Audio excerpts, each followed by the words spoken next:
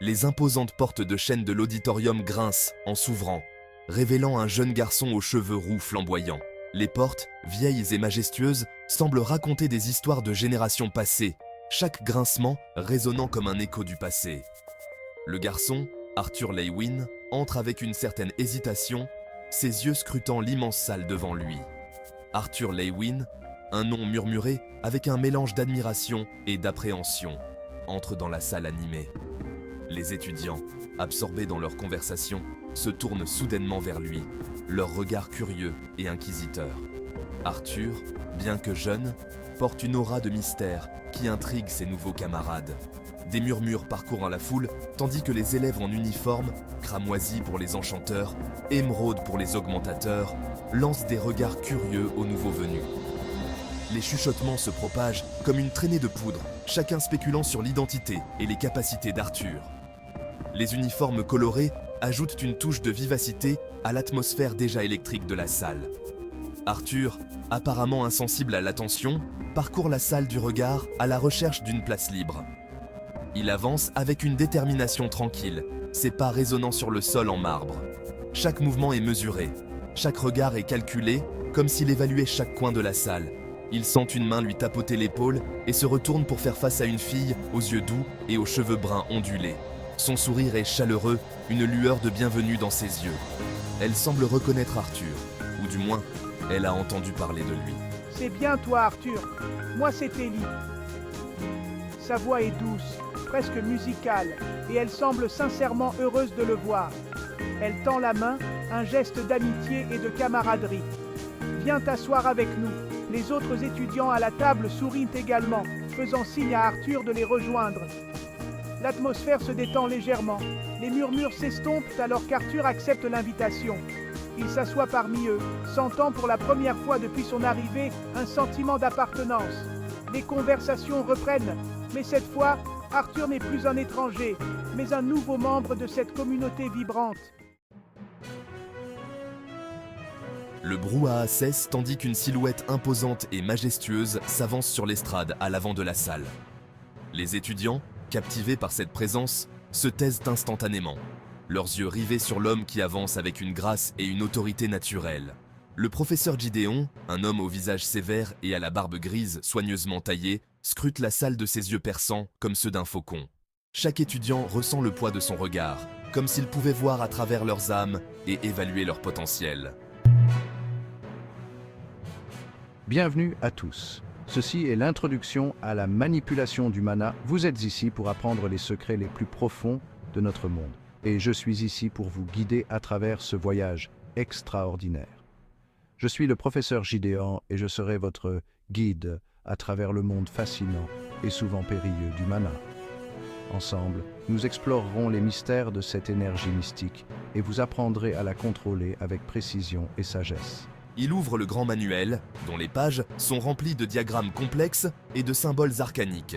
Chaque page semble vibrer d'une énergie propre, comme si les secrets qu'elles contiennent étaient impatients d'être découverts. La leçon d'aujourd'hui est fondamentale.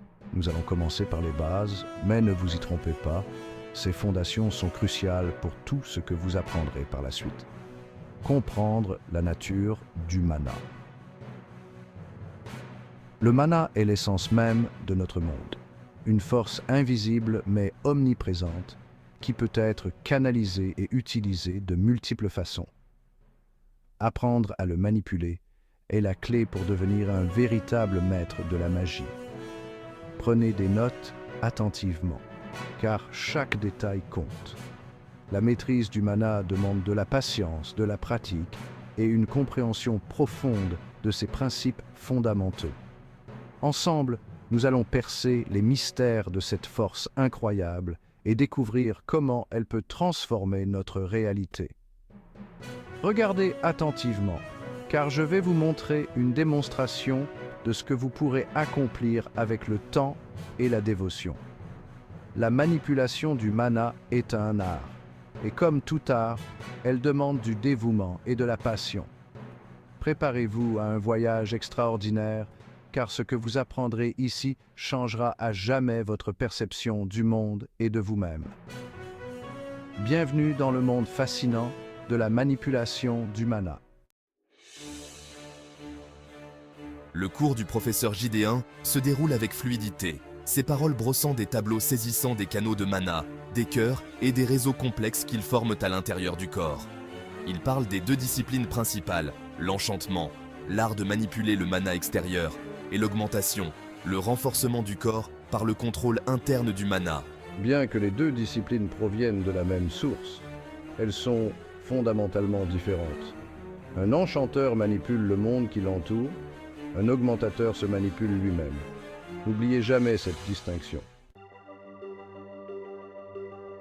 Arthur écoute attentivement, absorbant les informations avec une soif de connaissance qui est devenue sa marque de fabrique. Il observe les réactions de ses camarades, leurs visages reflétant un mélange de fascination et d'appréhension. L'air crépite d'une tension inexprimée, la rivalité ancestrale entre enchanteur et augmentateur couvant sous la surface. Arthur, un individu rare capable de maîtriser les deux disciplines, sent le poids de leurs regards, certains curieux, d'autres ouvertement hostiles. Le cours est terminé et les élèves se déversent dans le couloir, dans un brouhaha de bavardages et de rires. Arthur, perdu dans ses pensées, remarque à peine les regards envieux dirigés vers lui. Arthur, Une voix familière couvre le bruit. Lucas, son ami d'enfance et un talentueux augmentateur, le rattrape, un large sourire aux lèvres. prêt pour le cours du professeur Glory? Il paraît que c'est un vrai tyran, surtout avec nous autres, les augmentateurs. Lucas rit, mais une pointe de nervosité se lit dans ses yeux. Le cours suivant ne se déroule pas dans une salle de classe, mais dans une vaste arène ouverte. Les rayons du soleil traversent les hautes fenêtres, illuminant les différents équipements d'entraînement éparpillés sur le sol en bois poli. Debout, au centre, dégageant une aura de puissance brute, se trouve le professeur Glory. Ses muscles saillants sous sa simple tunique témoignent d'années d'entraînement rigoureux. Il tient un bâton de bois dans sa main, le faisant tourner sans effort. Bienvenue à vous, les loups. Ce n'est pas une salle de classe étouffante, ici. C'est ici qu'on sépare le bon grain de l'ivraie. Les yeux du professeur Glory parcourent les élèves rassemblés, s'attardant un instant sur Arthur avant de passer à autre chose. Aujourd'hui, nous allons mettre votre courage à l'épreuve. Votre capacité à contrôler votre mana sous pression. Augmentateur. Approchez. Il pointe son bâton vers une série de mannequins en bois disposés dans l'arène. Montrez-moi ce que vous valez. Améliorez votre force, votre vitesse, vos réflexes. Montrez-moi de quel bois vous vous chauffez. Un par un, les élèves augmentateurs s'avancent, chacun portant le poids de ses espoirs et de ses craintes sur ses épaules. Leurs visages reflètent un mélange de détermination et d'appréhension, une danse d'émotions qui se joue sur chaque trait. Certains s'en sortent admirablement bien. Leurs mouvements sont fluides et puissants, comme une symphonie bien orchestrée. D'autres hésitent. Leur contrôle est hésitant. Leurs gestes trahissent une certaine nervosité. Ils luttent pour trouver leur rythme, pour maîtriser leur pouvoir. Leurs attaques manquent de précision, chaque erreur pesant lourdement sur leur confiance. Katyn Glider, une jeune fille connue pour son esprit vif et son contrôle encore plus vif de son mana, s'élance. D'un mouvement gracieux, elle canalise son mana, ses yeux brillants d'une détermination inébranlable. Ses mains brillant d'une lumière émeraude, une énergie palpable émanant d'elle. L'air crépite d'anticipation, chaque spectateur retenant son souffle. Tandis qu'elle se lance dans une série de frappes rapides et puissantes, chaque mouvement est exécuté avec une précision et une grâce inégalées. Chaque coup atteint sa cible avec une précision millimétrée, comme si elle avait répété ses mouvements des milliers de fois. Le mannequin en bois se fend et se fissure sous son assaut, témoignant de la puissance et de la maîtrise de Katyn. Elle se tient là, respirant profondément, un sourire de satisfaction sur les lèvres, prête à affronter les défis à venir.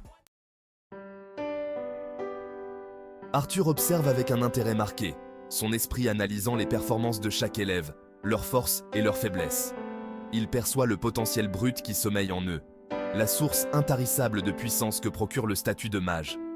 Il ressent une attirance familière, un désir ardent de tester ses propres limites, de se dépasser. Mais il se retient, se rappelant qu'il est ici pour apprendre, pour observer, pour se fondre dans la masse. Pourtant, il ne peut s'empêcher de sentir que tous les regards sont tournés vers lui, attendant, observant. L'héritage du nom de Leywin, le poids de sa vie passée, tout cela semble le suivre comme une ombre. Il sait que les gens attendent de grandes choses de lui. qu'il est considéré comme un prodige, un talent unique en une génération. Mais il n'est encore qu'Arthur, un garçon qui essaie de trouver sa place dans ce nouveau monde. Un monde à la fois familier et totalement étrange. Alors que la séance d'entraînement touche à sa fin, le regard du professeur Glory balaie les élèves, une lueur d'approbation dans les yeux. Pas mal les loups, pas mal. Vous avez du potentiel. Mais le potentiel ne veut rien dire sans travail acharné, sans dévouement. Arthur croise son regard, une étincelle de détermination s'allume en lui. Il ne pourra peut-être pas échapper à son passé, mais il peut choisir la façon dont il affrontera son avenir. Il s'entraînera, il apprendra, il deviendra la meilleure version de lui-même, pour lui-même et pour ceux qui lui sont chers.